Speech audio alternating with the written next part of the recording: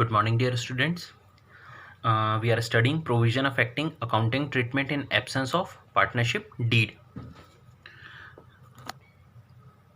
Yes, in the absence of partnership deed, or if partnership deed is silent, it does not have a clause in respect of the following matters.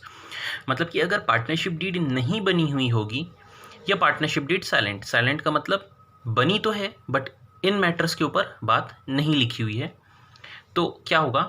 The provision of Indian Partnership Act 1932 apply.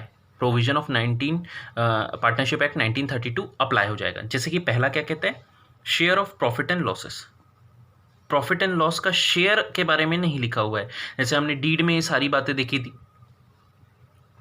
कि profit sharing losses क्या होगा, interest on capital कितना होगा, interest on drawing कितना होगा, interest on advance या loan जो होगा वो कितना होगा, और रेम्यूनरेशन किस तरीके से डिस्ट्रीब्यूट होगा।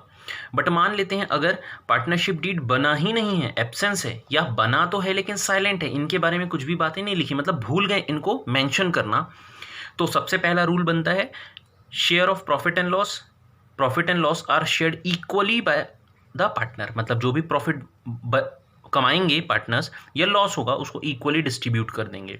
जैसे मान लीजिए 2 लाख रुपए का प्रॉफिट हो रहा है और 4 पार्टनर है, तो 50,000 50,000 50,000 50,000 का डिस्ट्रीब्यूशन हो जाएगा।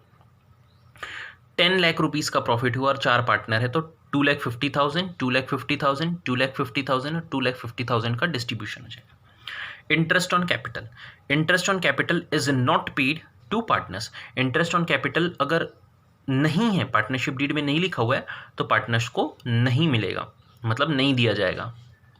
कैपिटल नहीं बोल रहा हूँ मैं, इंटरेस्ट ऑन कैपिटल की बात कर रहा हूँ, तो कोई भी इंटरेस्ट नहीं दिया जाएगा। सेम वैसे इंटरेस्ट ऑन ड्राइंग नहीं चार्ज किया जाएगा। अब ये चार्ज किया जाएगा या फिर दिया जाएगा तो थोड़ा कंफ्यूजन होता है, तो आइए इसको समझते हैं कि ऐसा क्या बात है कि किसको चार्ज करते हैं और किसको अलाउ करते हैं। देखिए, आपका जो भी पार्टनरशिप फर्म है, मैं इस बुक को थोड़ी देर के लिए हटा देता हूँ।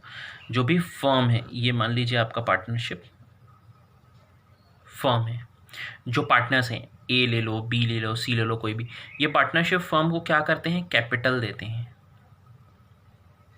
मान लीजिए अगर ये कैपिटल फर्म को ना देके बैंक को दे देते हैं, मतलब मनी डिपॉजिट कर देते हैं, तो बैंक क्या देता है रिटर्न में। जैसे मैं एक कंडीशन ले लेता हूँ इस दूसरे पेज में कि मान लीजिए ये बैंक है और आप ए हैं, चाहे बी हो चाहे सी हो, ये अगर पैसा डिपॉजिट करते हैं, कोई भी डिपॉजिट, तो रिटर्न में इनको क्या मिलता, इंटरेस्ट मिलता कि नहीं मिलता? बिल्कुल मिलता सर। तो वही इंटरेस्ट की डिमांड क्या करेंगे ये लोग भी, क्योंकि पार्टनरशिप फर्म में पैसा दे रहे हैं तो काम करने जा रहे हैं, उसके बदले सैलरी ले रहे हैं। इस कैपिटल के बदले अच्छा रिस्क बेयर करते हैं, उसके बदले में प्रॉफिट कमाते हैं, तो इस कैपिटल के बदले भी तो वो कुछ डिमांड करेंगे, तो वो जो डिमांड करेंगे वो कहलाएगा इंटरेस्ट ऑन कैपिटल। अच्छा, अब हम जब पार्टनरशिप फर्म की अकाउंटिंग करते हैं तो हम किसके पॉइंट ऑफ व्यू से सोचते हैं? फर्म के पॉइंट ऑफ व्यू से। हमें पार्टनर्स से लेना देना नहीं है। फर्म के साथ क्या हो रहा है, फर्म अगर इंटरेस्ट देगा तो ये क्या होगा, फर्म के लिए एक एक्सपेंस होगा, बराबर।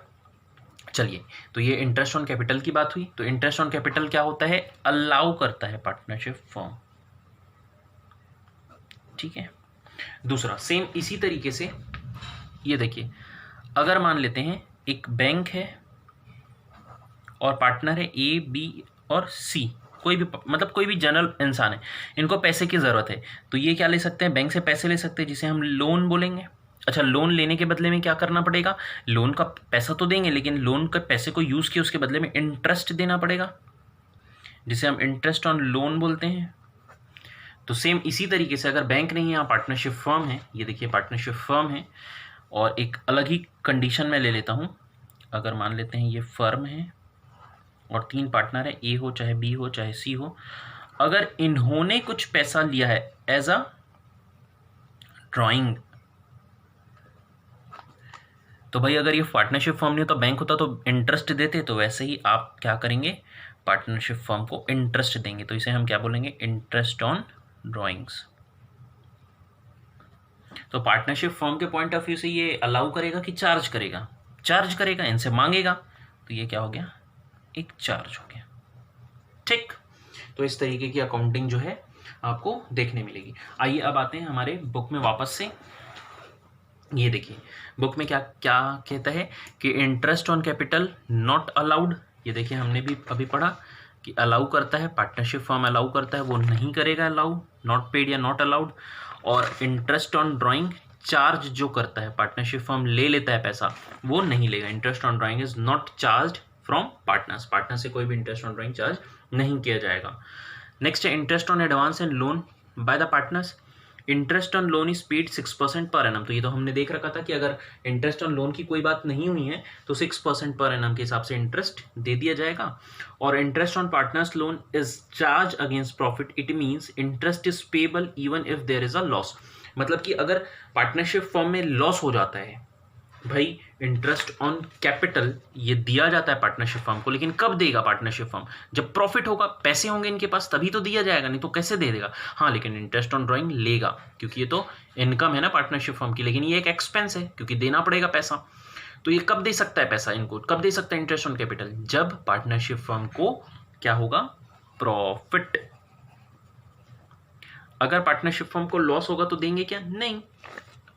तो वैसे ही कहता है कि interest on partners loan is charge against profit. Hopes आप फैमिलियर होंगे इस वर्ड से, हमने अच्छे से समझा है चार्ज अगेंस्ट प्रॉफिट और अप्रोप्रिएशन ऑफ प्रॉफिट क्या होता है।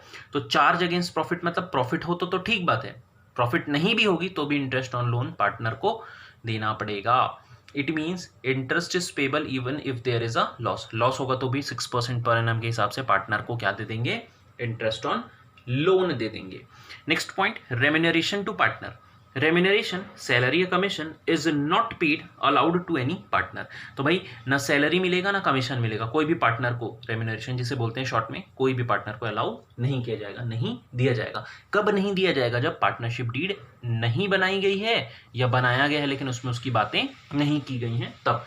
तो होप सो आपको ये समझ में आएगा। मैं इसे कंक्लूड कर देता हूँ एक सिंपल लैंग्वेज में कि भाई क्या रूल्स निकल के आते हैं अगर पार्टनरशिप डीड नहीं होती है तो। आइए देखिए, सबसे पहली बात तो ये जो नॉट पेड वाला अमाउंट है, सबसे पहला तो ये कि प्रॉफिट शेयरिंग रेशियो क्या रहेगा? इक्वली रहेगा सारे पार्टनर्स में, जितने भी पार्टनर हैं। दूसरा,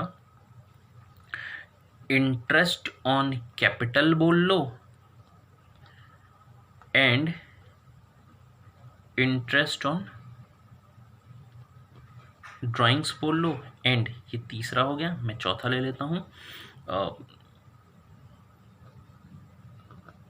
रेम्यूनरेशन टू पार्टनर्स।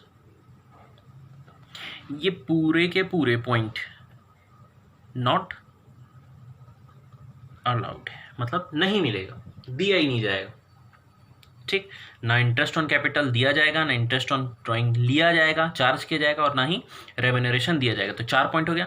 बस 5वां पॉइंट एक और, इसमें प्रॉफिट शेयरिंग रेशियो इक्वली आपको याद करना है। ये तीनों तो निल, नॉट अलाउड मतलब हम निल कर देते हैं, ना दिया जाएगा ना लिया जाएगा। और लास्ट एक और जिसमें कहता है इंटरेस्ट ऑन, प्लीज ध्यान दीजिएगा, इंटरेस्ट ऑन पार्टनर्स लोन है, बैंक लोन नहीं है। बैंक लोन तो दिया ही जाएगा, बैंक लोन का तो एग्रीमेंट होगा ही होगा जब बैंक से लोन लेते हैं। तो ये अगर नहीं बना हुआ है, नहीं लिखा हुआ है कि कितना परसेंट देना है, तो 6% पर एनम के हिसाब से दिया जाएगा पार्टनर को, क्योंकि लोन लिया है पार्टनर से तो पार्टनर को इंटरेस्ट ऑन लोन दिया जाएगा। और ये 6% पर एनम क्या है? ये जो है चार्ज अगेंस्ट प्रॉफिट है।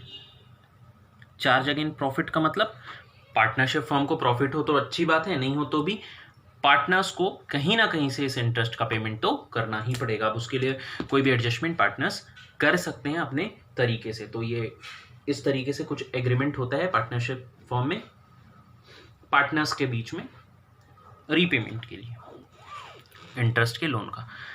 तो ये पूरे 5 पॉइंट आ जाते हैं आपके पास। Share of profit and loss equally होगा, interest on capital, interest on drawing not allowed है, इंटरेस्ट ऑन एडवांस या लोन 6% पर एनम के हिसाब से, और वो चार्ज अगेंस्ट प्रॉफिट है, लॉस होगा तो भी दिया ही जाएगा, और रेम्यूनरेशन नहीं दिया जाएगा। तो ये बेसिक रूल है, बेसिक क्या कहना चाहिए, अकाउंटिंग ट्रीटमेंट है। अगर पार्टनरशिप डीड नहीं बना है या बना तो है बट इन पॉइंट्स के बारे में डिस्कशन करना भूल गए। अब ज़रूरी नहीं है पूरे, हो सकता है किसी में रेम्यूनरेशन के बारे में डिस्कस नहीं किया, किसी पार्टनरशिप फर्म में इंटरेस्ट ऑन ड्राइंग के बारे में भूल गए, शेयर प्रॉफिट एंड लॉस के बारे में भूल गए, तो ये रूल अप्लाई होगा। हाँ, अगर आप पूरे के पूरे पॉइंट्स लिखे हुए हैं और जो भी बात लिखी हुई है, जैसे यहाँ प्रॉफिट शेयरिंग रेशियो आपने 5:3:2 लिखा है तो उसको माना जाएगा। अगर आपने रेम्यूनरेशन लिखा है कि 5-5 हज़ार पर मंथ मिलेगा तो उसको माना जाएगा। लेकिन अगर नहीं लिखा है तो आपको क्या मानना पड़ेगा, नहीं देंगे। अच्छा सर, क्वेश्चन में समझ में कैसे आएगा? अगर क्वेश्चन में लिखा है कि पार्टनर को रेम्यूनरेशन 5,000 रुपीज़ देना है तो देना है।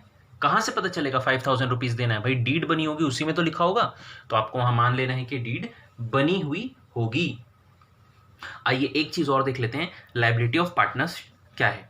तो subject to agreement among the partners, if a partner carries on a business that is similar to that of the firm in competition with the firm and earn profit from it, the profit earned from such business shall be paid to the firm। मतलब कि ये बात कुछ ऐसी हुई कि भाई मान लो 3 पार्टनर हैं ए बी सी, मैं यहाँ ले लेता हूँ आपके साथ, 3 पार्टनर हैं ए बी सी, ये तीनों ही पार्टनर ने मिलके एक फर्म बनाया A B C and associate. इनका काम क्या सर? इनका काम है भाई आयरन एंड स्टील का ट्रेडिंग करना। ट्रेडिंग करना मतलब मैन्युफैक्चरर से खरीदते हैं और या तो लोकल मार्केट में या तो डीलर्स की तरह, होलसेलर की तरह रिटेलर्स को बेच देते हैं। अब इनमें से ए जो है, ए सिंगल ए एक सोल प्रोप्राइटर की तरीके से भी बिजनेस करता है। किसका? आयरन एंड स्टील का। क्या कर रहा है? ये भी ट्रेडिंग कर रहा है। तो भाई यहाँ क्या हो गया, ये कॉम्पिटिटर हो गए ना, ये फर्म में तो पार्टनर है ही और बिजनेस चला ही रहा है, और एक अलग से खुद का बिजनेस भी चला रहा है आयरन एंड स्टील का, जहाँ ट्रेडिंग कर रहे हैं।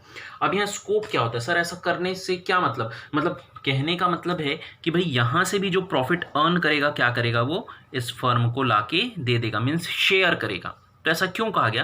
क्योंकि भाई देखिए, ये पार्टनरशिप फर्म में 3 पार्टनर है। मान लीजिए मैं इस फर्म के पास आता हूँ आयरन एंड स्टील खरीदने के लिए और डील करने के लिए ए मिलता है मुझे, तो ए क्या कहेगा, यहाँ से डील मत करो, मेरे पास आ जाओ, मेरी यहाँ फलाने जगह शॉप है, वहाँ आ जाओ, वहाँ से खरीद लो। तो यहाँ क्या हुआ, एक क्लाइंट जो इस फर्म को मिला था वो क्लाइंट किसने छीन के ले गया? ए ने छीन के ले गया। और ये दोनों कॉम्पिटिटर हैं, कॉम्पिटिशन होता है इन दोनों के बीच में। तो ऐसे अगर कोई भी ट्रांजैक्शन हो रहा है तो वहाँ पे ए क्या कर लेगा, ए को करना क्या पड़ेगा, बी और सी को जब भी पता चलेगा तो ये जो प्रॉफिट अर्न किया है वो क्या करेगा, शेयर करेगा, उनको देना पड़ेगा। तो ये लायबिलिटी है पार्टनर की कि if a partner carries on a business that is similar to that of a firm in competition with the firm and earns profit from it, the profit earned from such business shall be paid to the firm। तो जो भी profit earn किया आपको क्या करना पड़ेगा, firm को देना पड़ेगा। नेक्स्ट है, if a partner earn profit for self from any transaction of a firm or from the use of a firm's property or a business connection, the profits so earned shall be paid to the firm। For example, a partner get commission from the buyer of goods on goods sold by the firm, the commission so earned shall be paid to the firm। अब जैसे होता है ना भाई, मैं firm के लिए deal कर रहा हूँ, मैं रिप्रेजेंट करने जा रहा हूँ अपने पार्टनरशिप फर्म को, तो जब सेल या परचेस की डील होती है, जैसे ब्रोकर्स जो होते हैं ज़मीन को खरीदते बेचते हैं या फिर घर खरीदते बेचते हैं, गाड़ी खरीदते बेचते हैं। अब पार्टनर तो 3 हैं बट उनमें से एक पार्टनर जो है वो डील करने के लिए जा रहा है। मान लेते हैं कार कोई खरीदने बेचने का इनका बिजनेस है। पार्टनरशिप में 3 पार्टनर हैं, ए बी और सी, और ए पार्टनर डील करने गए हैं और डील की अमाउंट जो है 10% बताई गई है कि भाई जो भी होगा, अगर 10 लाख की कार बिकेगी तो 10% मतलब 1 लाख रुपीज़ का कमीशन पार्टनरशिप फर्म को दे दिया जाएगा। तो 1 लाख रुपीज़ का तो कमीशन दिया ही दिया गया, प्लस 10,000 रुपीज़ और एक्स्ट्रा जो है ए को दे दिया गया। हो सकता है कस्टमर खुश हो गया कि बहुत अच्छी गाड़ी आपने, करोड़ों रुपए की गाड़ी आपने बहुत सस्ते दाम पे दिला दी, या आपके फर्म की सर्विस मुझे बहुत अच्छी लगी, तो ये 10,000 आप एक्स्ट्रा रख लीजिए मेरे तरफ से। तो इस तरीके से कोई एक्स्ट्रा अगर कोई कमीशन बायर के थ्रू मिलता है गुड्स का या गुड्स बेचने पे, तो बिल्कुल उसको भी लाके क्या करेगा, पार्टनर अपने पार्टनर्स के साथ शेयर करेगा, छिपाएगा नहीं, बता के दे देगा। मीन्स यहाँ ऑनेस्टी होनी चाहिए पार्टनर्स के साथ। तो ये कुछ ऐसी बात होती है। अच्छा, इसके बाद कुछ और इंपॉर्टेंट प्रोविजंस हैं इंडियन पार्टनरशिप एक्ट के। आज का होमवर्क मैं आपको बता दूं, आप जब आपने बुक में आएंगे तो लिमिटेड लाइबिलिटी पार्टनरशिप की कुछ थियरी दिखेगी। तो ये एलएलपी वैसे तो 2008 पे एनरोल होने के बाद 2009 से इफेक्ट पे आया था, और उसके बाद बहुत सारे पार्टनरशिप फर्म जो है वो एलएलपी पे ही कॉन्स्टिट्यूट होते जा रहे हैं इंडिया में। बेसिकली जो प्रोफेशनल्स होते हैं, जैसे जो लॉयर हो गए, जो सर्विस प्रोवाइडर हो गए, चार्टर्ड अकाउंटेंट्स हो गए, कुछ टर्म्स में डॉक्टर्स भी देखते हैं, ऐसे ही फर्म बना रहे हैं। तो limited liability means liability limited होती है इस पार्टनरशिप फर्म में, लिमिटेड टू वन। किसी एक पार्टनर की अनलिमिटेड होगी, बाकी सबकी लिमिटेड हो सकती है। तो इस तरीके की पार्टनरशिप फर्म अब फ्लोरिश कर रही है, बहुत ज़्यादा देखा जाता है। इनफैक्ट अब तो 1% कंपनी भी ज़्यादा देखी जाती है, क्योंकि वहाँ पे भी लाइबिलिटी लिमिटेड होती है। तो इस तरीके से एलएलपी की जो थियरी है, ये जिन बच्चों के पास बुक ना हो, इस वीडियो को स्टॉप करके यहीं से पढ़ लें, और एक और इस साइड आपको इसकी थियरी मिल जाएगी। तो एक बार आप वीडियो को यहाँ स्टॉप करके इसे रीड कर लें अच्छे से, फिर एक बार आपको ये यहाँ मिल जाएगा 3 से लेके 3rd पॉइंट से लेके प्रिपेयर्ड तक, और कुछ डिसएडवांटेज। क्लियर है? बस यहीं तक है, डिसएडवांटेज 3 कंप्लीट हो जाएगा। ठीक है, तो ये कुछ एक बेसिक सी थियरी है जो आप ऐसे ही पढ़ने से आपको समझ में आ जाएगा। तो ये एक बार पढ़ लीजिएगा आप, और इसमें आपको बेसिक क्यों बनाया जाता है पार्टनरशिप को, इसके कैरेक्टरिस्टिक्स क्या हैं, और इसका रजिस्ट्रेशन प्रोसेस क्या होता है, क्या बेनिफिट है एलएलपी बनाने का, और क्या डिसएडवांटेज है जो वो उसमें दे रखी है। तो उसको एक बार आप देख लीजिएगा, रीड कर लीजिएगा। वैसे उतना ज़्यादा इंपॉर्टेंट तो नहीं है एग्जामिनेशन पॉइंट ऑफ व्यू से, बट कभी कभार एक आध नंबर के लिए पूछ लेता है। आपके डाउट्स जो होंगे वो मैं एंटरटेन कर लूँगा। चलिए, some other important provisions of Indian Partnership Act देख लेते हैं। If all the partners agreed, a minor may be admitted for the benefit of a partnership. मतलब सारे पार्टनर अगर एग्रीड होंगे, तैयार होंगे, तो माइनर भी पार्टनर बन सकता है, लेकिन क्या बनेगा, वो बेनिफिट्स के लिए बनेगा, मतलब प्रॉफिट्स के लिए बनेगा। इसीलिए हम उस माइनर पार्टनर को बेनिफिशियरी कहते हैं। वो बेनिफिट्स में बस पार्ट लेगा, लॉसेस में पार्ट नहीं लेगा। Next, a person may be admitted as a partner either with the consent of all the existing partner or in accordance with the an express agreement among the partnership। मतलब partnership में partner agreed या admit कैसे हो सकता है, या तो भाई जब सारे पार्टनर एक कंसेंट दे दे, जब सबके सब तैयार होंगे तो, या दूसरा in accordance with N express agreement among the partner. मतलब कोई अगर एग्रीमेंट हो रखा है, जैसे मान लेते हैं ABC 3 पार्टनर हैं, और डी के साथ एक एग्रीमेंट हो रखा है कि अगर ये डील या 1 साल के अंदर आपको हम पार्टनर बना लेंगे, अभी आप हमारे मैनेजर हैं, 1 साल के बाद आप हमारे पार्टनर बन जाएंगे। तो इस तरीके की कोई बात अगर होती है तो वो अपने आप क्या बन जाएगा, पार्टनर बन जाएगा। अब पार्टनर में भी retired from a firm either with the consent of all partner or in accordance with the express agreement among the partnership। Means या तो वो सारे पार्टनर एग्रीड होंगे, कंसेंट देंगे, तैयार होंगे तो, या दूसरा एक एग्रीमेंट होगा, एक्सप्रेस एग्रीमेंट होगा कि भाई 2 महीने आप नोटिस पीरियड सर्व कीजिए और फिर आप क्या कर सकते हैं, पार्टनरशिप फर्म को छोड़ सकते हैं। तो उस तरीके से भी पार्टनर रिटायर हो सकते हैं। Registration of a firm is optional and not compulsory. Partnership firm को रजिस्ट्रेशन कराना ऑप्शनल है, पार्टनर्स चाहे तो करा सकते हैं, चाहे तो नहीं, कोई कंपलसरी नहीं है। पार्टनरशिप फर्म रजिस्टर कराना कोई कंपलसरी नहीं है। इनफैक्ट ये बात पार्टनरशिप एक्ट 1932 में भी लिख के दी हुई है। फिर कहते हैं unless otherwise agreed by the partner in a partnership deed, a firm is dissolved on the death of a partner. ऐसा अगर नहीं लिखा हुआ है, ना ही एग्रीमेंट में लिखा हुआ है पार्टनरशिप डीड के, तो पार्टनरशिप फर्म क्या हो जाएगा, डिसॉल्व हो जाएगा किसी पार्टनर के डेथ होते ही। इसका मतलब है डिसॉल्व तो हो जाएगा, बंद तो हो जाएगा, बट रिमेनिंग जो पार्टनर है जिसकी डेथ नहीं हुई है, तो वो चाहे तो उस फर्म को और आगे कंटिन्यू कर सकते हैं, रन कर सकते हैं।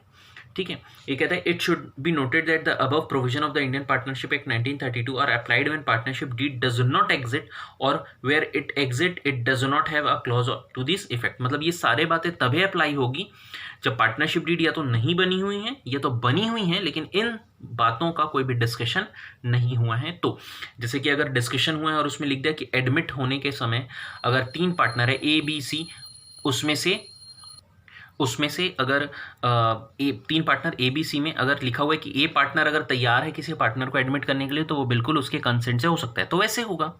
बट अगर नहीं लिखी हुई ये बात, तो फिर वहाँ ABC तीनों पार्टनर का एग्रीड होना, कंसेंट देना, मतलब तैयार होना ज़रूरी होगा। तो ये पॉइंट्स नोट से डिपेंड करता है कि अगर पार्टनरशिप डीड बनी हुई है तब तो ये सारे पॉइंट्स अप्लाई नहीं होंगे, अगर इन या तो नहीं बना हुआ है तो अप्लाई होगा, या तो बना हुआ है और इन पॉइंट्स के बारे में डिस्कशन नहीं हुआ आपके पार्टनरशिप डीड में, तब ये इंपॉर्टेंट प्रोविजंस जो हैं वो क्या हो जाएंगे, आपके पार्टनरशिप फर्म के लिए अप्लाई हो जाएंगे। तो होप सो ये वीडियो से आपको अकाउंटिंग ट्रीटमेंट समझ में आया होगा in the absence of partnership deed, liabilities समझ में आई होगी और सम इंपॉर्टेंट प्रोविजन समझ में आया होगा। प्लीज़ लिमिटेड लाइबिलिटी पार्टनरशिप का जो टॉपिक है वो आप स्टडी कर लीजिएगा। बाकी हम नेक्स्ट वीडियो पे मिलेंगे जहां हम इस पार्टनरशिप डीड के एब्सेंस का जो ये ट्रीटमेंट है इसका प्रैक्टिकल पोर्शन हम कैप्चर कर लेंगे। हालांकि ये देख सकते हैं हम सॉल्यूशन के साथ आपके साथ दिखा देते हैं, वीडियो को आप स्टॉप करके ये सॉल्यूशन के साथ इसका जो थियरी पोर्शन है वो देख सकते हैं कि किस तरीके से हम ट्रीटमेंट करेंगे। होप सो ये नेक्स्ट वीडियो में हम कवर करेंगे अपने साथ। तो टिल देन आप पढ़ाई कीजिए, घर पे रहिए, नोट्स प्रिपेयर करके रखिए और होमवर्क भी कर लीजिएगा। टेस्ट के लिए रेडी रहिएगा, हम कभी भी बीच में टेस्ट ले सकते हैं। ठीक है, थैंक यू।